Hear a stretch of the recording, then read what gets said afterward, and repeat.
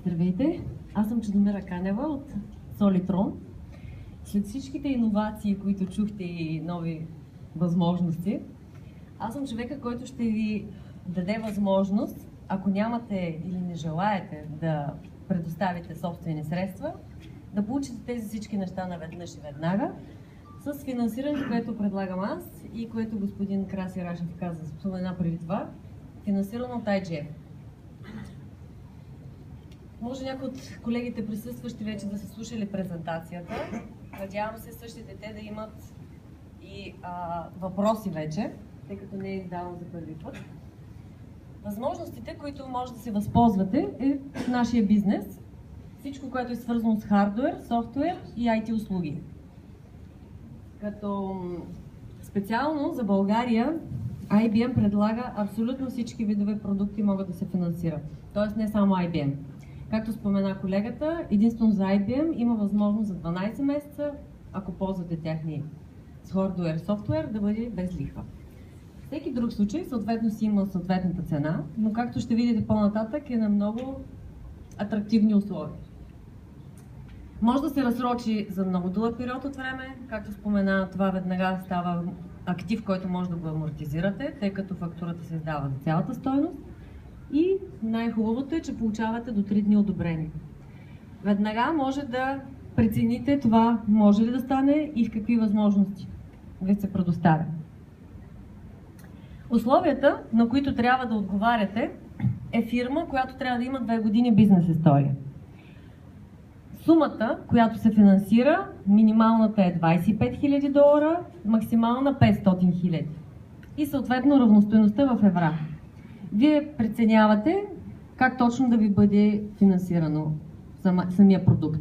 Даже да е в долари самата цена, може вие да се финансирате в евра. Срока минималният е 10 месеца, максималният е 36 месеца. Като за по-големи проекти компанията предлага и малко по-дълъг срок. Имате 2 опции, по които да плащате. Единият всеки месец, т.е. 12 пъти в годината, другия 4 пъти в годината, т.е. на 3 месеца. Естествено, втория вариант, тъй като плащате по-рано, авансово и ви излиза и по-евтино. Когато желаете такава индикативна оферта, може да искате всички варианти, които вие да прецените за какъв период от време, година, 2 или 3, дали да бъде едномесечно или 3-месечно. След това вие ще прецените кой от всичките варианти е най-подходящ за вас за конкретния проект. И съответно, за разлика от другите финансови институции, може да се финансира и ДДС. Как? Смисъл? Как се финансира ДДС? Цялата сума, която имате като фактура, почва да се разсрочва. Тоест, в единия вариант, когато имате фактура за 10 000 евро, защото е по-лесно, имате ДДС, нали, 20%, тези 20% от 10 000 трябва да ги върнете до 10 дни на IGF. Когато се финансира и ДДС-то, цялата фактура, която ви се издава, започват погасителните вноски без да имате ангажимент тези 20% от 10 000 да внасяте веднага до 10 дни. Тоест те влизат в разсроченото ви плащане. Съответно, цената е по-висока в този случай. И необходимите документи са само 2 варианта. Едното да предоставите баланс и отчет за приходи и разходи за 2 години, което всяка една компания е задължена да предоставя в края на годината, и спецификация на продуктите, които желаете да бъдат финансирани. Тъй като офертата се издава само ако имате спецификация на продукти. В друг случай не можем да ви дадем цена, ако вие точно ни кажете какво точно искате да финансирате. Тъй като IGF преценява съответния продукт дали може... Аз не мисля, че имате въпрос. Добре. Може да ме прекъсвате по всяко време, ако възникнат допълнителни, тъй като аз не съм IT специалист, но смея да твърдя, че съм по-финансово грамотна от някой. Процесът как протича?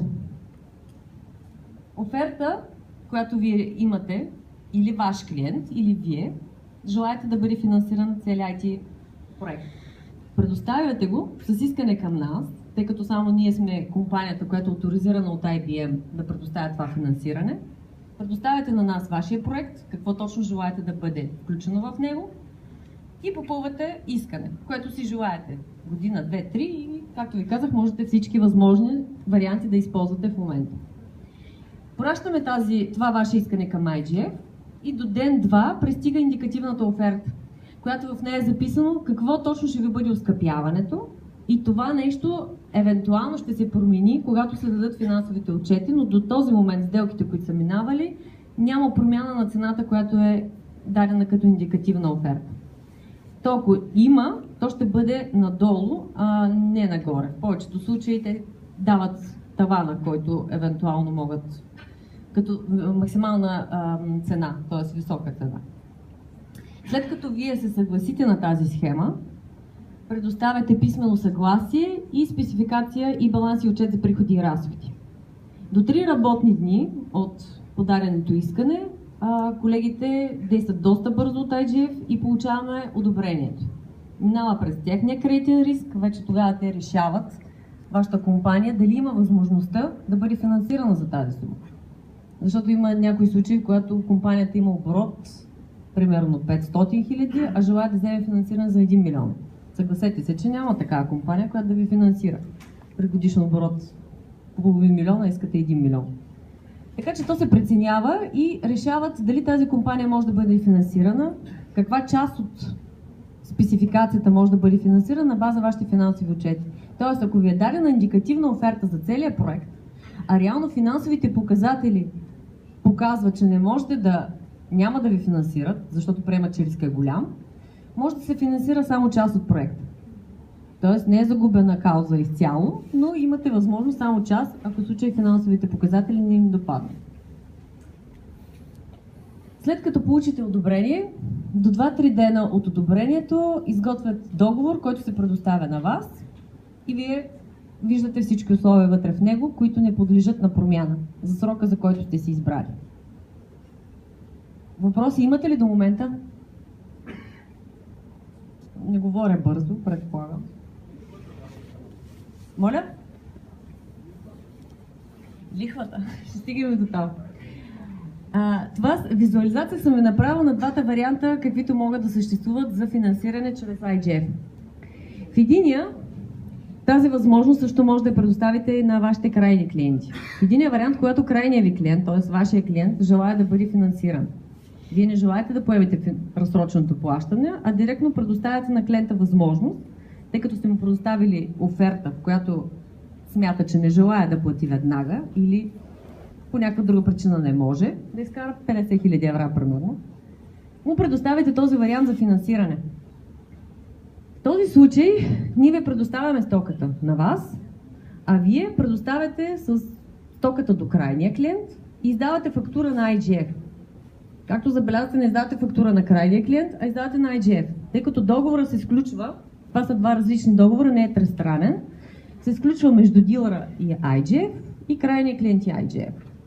Вас не ви обвързва по никакъв начин сделката, която има IGF с крайния клиент, т.е. който ще плаща разсроченото на IGF плащане.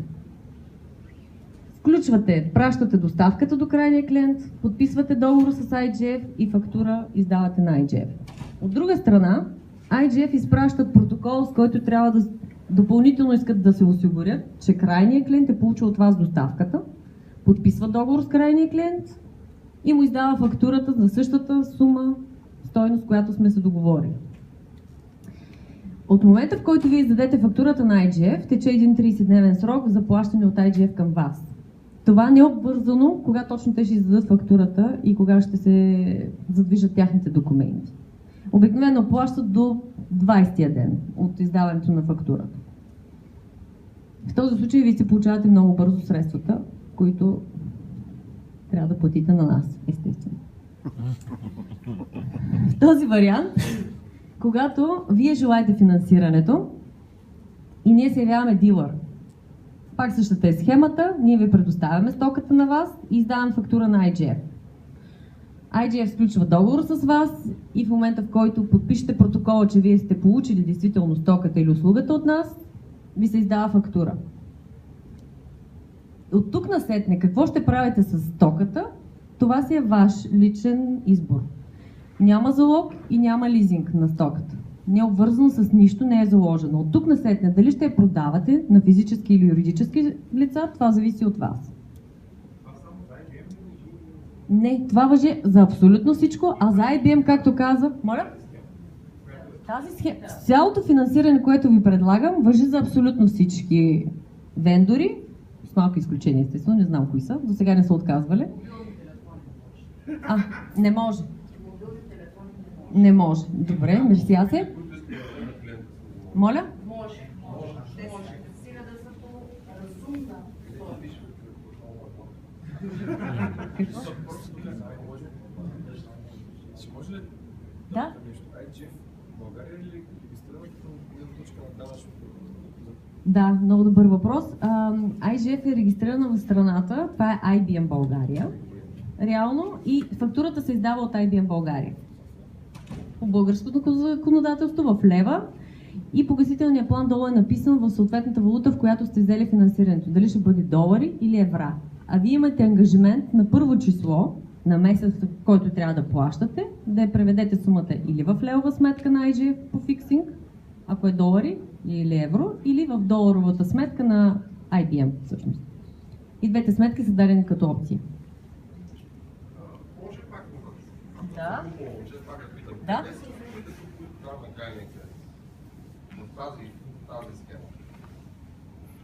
Те са в спецификацията. Те са вкарани в спецификацията. В момента вие, в който получите одобрение и за услугата, вие просто подписвате протокол, че сте ги получили.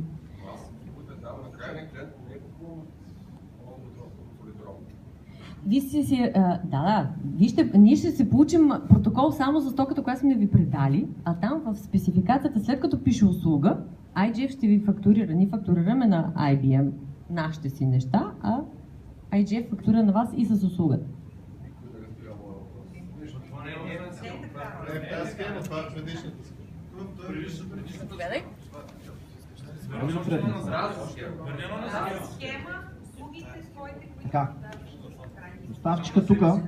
Доставчика на услугата и на продуктите към бенефициента е бизнес партньора. Солитрон доставя на бизнес партньора. Бизнес партньора се взима един пакет, хардуер, софтуер, лицензии, собствени услуги и ги доставя на бенефициента. Ние можем да финансираме това, което доставчика доставя на бенефициента. В следващата схема доставчика тук би трябвало да бъде Солитрон според мен. Точно така. И ние финансираме това, което Солитрон предоставя на вас, но не и вашите услуги към клиента. Това кога се ползва, много често има проекти, в които има изискване ви да си получите парите на 100% след внедряване на нещо си, обаче това внедряване може да трае 6 месеца. А вие трябва да платите оборудването, което сте го взели. Затова ние ви финансираме оборудването, лицензия, ако сте взели някакви софтуерни и така нататък, но вашите собствени услуги няма как да ги финансираме, защото Солитрон не са ви доставчик за тях. И вие нямате фактура, подходяща за тях. Ако имате услуги, които сте купили от доставчика, някакви, каквито и да било, те могат да бъдат финансирани. Стана ли ясно? Добре. Така, и съответно си има и особености, самия инструмент финансов. Както ви споменах, фактурата се издава на цялата стойност на сделката, което означава, че става веднага амортизуема актива, който сте закупили. В фактурата е указан номера на договора и имате ангажимент да го внасяте на части, т.е. разсрочно да плащате на IBM.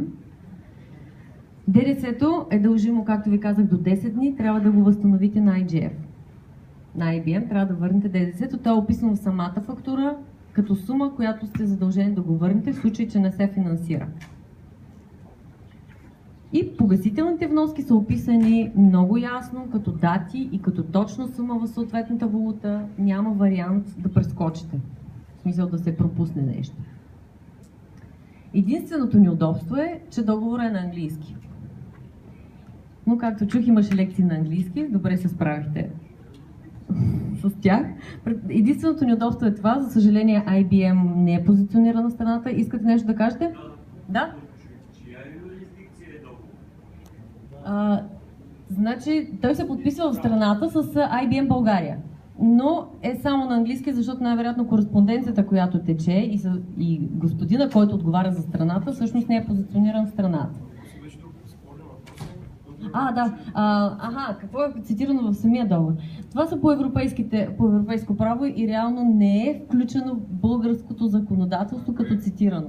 Европейски директиви бяха написани вътре, точно не мога да се сетя.